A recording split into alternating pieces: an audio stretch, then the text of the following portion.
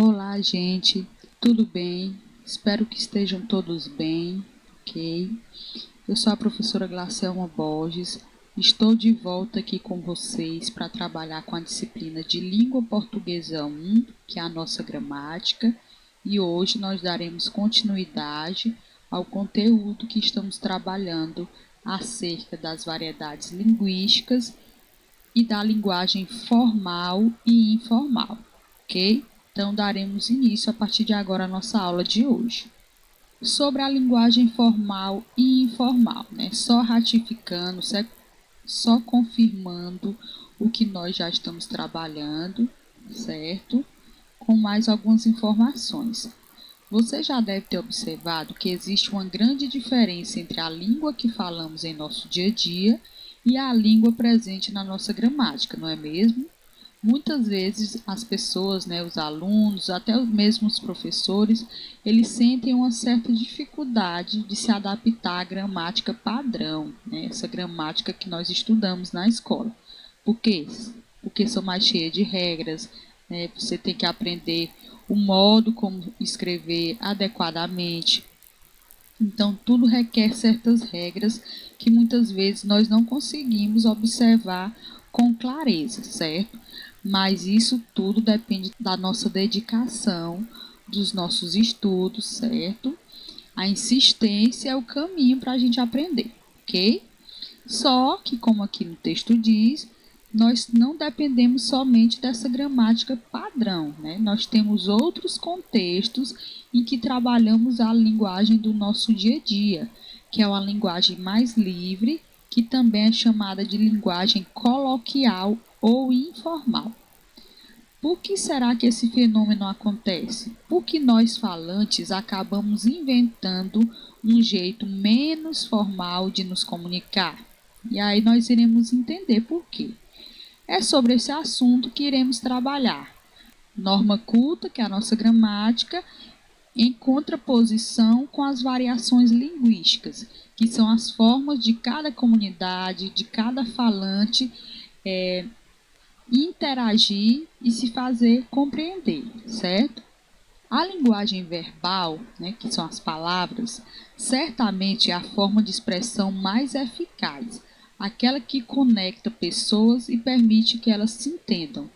Claro que existem outras formas de comunicação, mas a verdade é que a palavra, especialmente quando falada, tem muita força, ok? Por isso nós temos que ter cuidado com o nosso discurso, porque é aquela história, uma vez que a palavra é dita, é difícil de contornar certos contextos, certo? Como é uma ferramenta democrática, ou seja, feita para todos, afinal de contas, estamos o tempo todo interagindo com diferentes interlocutores, né, diferentes pessoas ao longo do dia, é normal que nem todos a utilizem da mesma maneira, né? Ninguém fala da mesma maneira. Cada indivíduo possui sua maneira de se comunicar, e são vários os fenômenos socio-histórico-culturais que incidem, né, que influenciam no jeito de cada comunidade linguística falar. Estranho mesmo seria se falássemos todos da mesma maneira, como se fôssemos robôs.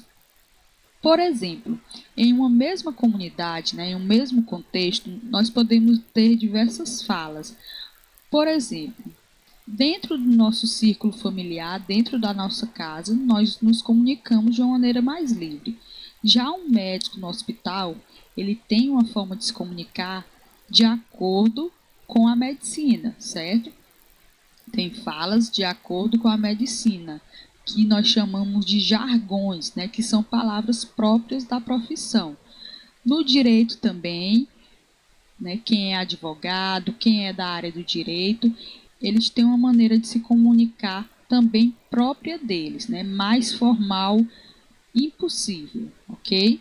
Então, isso tudo depende de onde nós estejamos. Também, por exemplo, se eu estiver no Piauí e alguém que nasceu em São Paulo, né, nós não nos comunicamos, nós não falamos da mesma maneira, certo? Isso que nós chamamos de variedade linguística, de variação linguística. Cada contexto, cada fala. Mas e a norma culta? Como fica nessa história, né? A gramática. A norma culta é indispensável e tão importante quanto as variações linguísticas. A norma culta rege um idioma, aponta caminhos e deve ser estudada na escola para que assim todos tenham acesso às diferentes formas de pensar a língua, ok? Então a escola é essencial nesse contexto de você aprender a gramática, para se comunicar melhor e para adquirir uma experiência também para a profissão, né? E para estar em diversas situações, né? Se ao falarmos escolhemos um vocabulário coloquial, menos preocupado com as regras gramaticais, ao escrevermos devemos sim optar pela língua padrão, pela linguagem padrão, pois um texto repleto de expressões típicas pode não ser acessível para todos os tipos de leitores, certo? Então, por isso que há uma distância bem grande entre a língua escrita e a língua falada. Por quê? Porque a língua falada, ela tem uma liberdade maior, ok? Nós muitas vezes não falamos da maneira que nós escrevemos, e quando nós escrevemos, nós precisamos pelo menos ter o mínimo de conhecimento de gramática para não ser ridicularizado também, né? Para as pessoas nos compreenderem melhor, ok? Quando dizemos que a norma culta deve ser priorizada nos textos escritos, estamos nos referindo, sobretudo, aos textos não literários, que cobram maior formalidade de quem escreve. Por exemplo, redações, né, são textos não literários, redações que nós escrevemos na escola, textos jornalísticos, notícias de jornal, são textos mais formais e que devem estar de acordo com o padrão da gramática. Por que textos literários não são, né, não tem essa obrigatoriedade de estar de acordo com a gramática? Porque nós temos um termo na literatura que se chama licença poética, certo? O poeta ou o escritor, ele tem uma liberdade maior na sua comunicação. Ele pode, por exemplo, pegar uma expressão típica do interior e colocar no seu livro, e isso não vai estar errado, porque foi a maneira que ele escolheu na literatura de se comunicar, ok? Então há uma diferença de textos literários e textos não literários, que são os mais formais, certo?